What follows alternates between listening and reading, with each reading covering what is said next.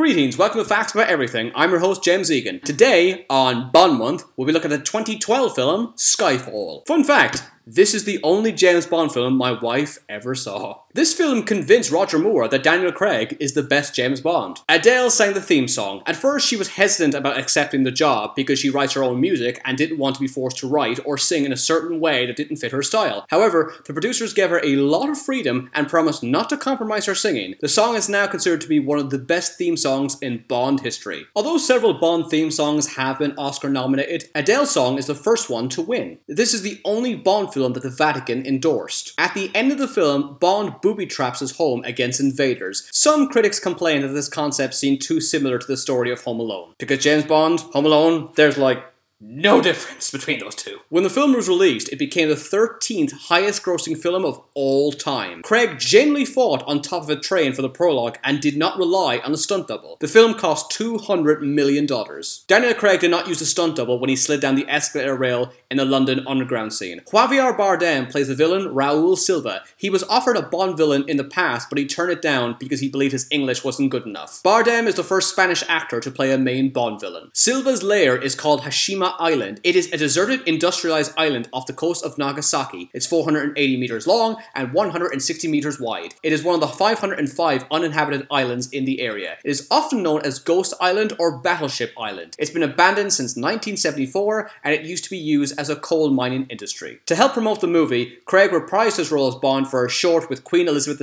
II before the Olympics 2012 in England. Judi Dench has more screen time in this film as M than Desmond Llewellyn did in the 17 Bond films put together. According to John Cleese, he wasn't offered a return to the role of Q because film bosses wanted to please audiences in Asia. Craig and Bardem got on well and often talked about rugby. Kevin Spacey was considered for the role of Silva. The director of this film and the follow-up is Sam Mendes. Bardem described his character as an angel of death, a very clean-shaven person who happens to be rotten on the inside. This is the first film where Bond wears a grey suit in the gun barrel scene. After Ray Fiennes was cast, there was a rumour that he would be playing Blofeld. This is the first film where Ben Whishaw plays Q. Naomi Harris plays Moneypenny. Kincaid was played by Albert Finney. The role was originally written for Sean Connery. Bond's parents' names can be seen on their tombstones. His father was called Andrew Bond and his mother was called Monique Delacroix Bond. The director said The Dark Knight was a huge inspiration for the film. It's worth mentioning that James Bond and Bruce Wayne lost their parents at a young age and fight villains using advanced gadgets. There is not one American actor or character in this movie. Cutthroat Razor sales skyrocketed by 400% the week after the film debuted. This was attributed to the scene where Eve shaves Bond with a straight razor. Naomi Harris spent 6 weeks practicing for the razor shaving scene. Craig was paid $17 million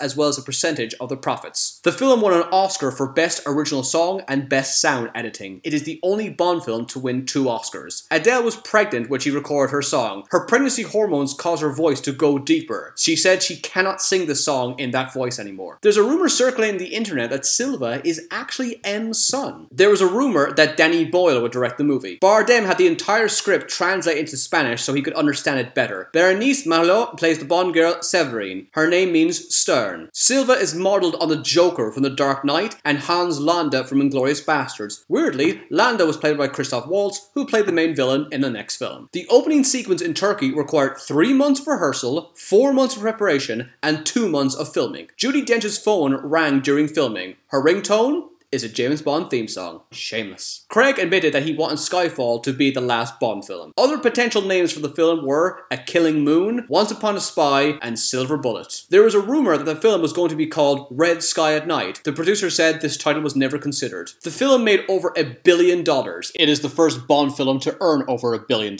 Silva allows himself to get caught in order to carry out his plans. Viewers criticized this since Loki did the same thing in The Avengers, which was released earlier that year. Weirdly, the main villain of the 2013 film Star Trek Into Darkness also got captured as part of his plan. This was the first Bond film to have a one-word title in 17 years. This is the second film where James Bond suffers a gunshot wound. This is the first Bond film where the main villain achieves his primary objective. Javier Bardem is the second Oscar winner to play a Bond villain. And finally, Silva is the first main villain that's gay. Special thanks to these fine people for all their help.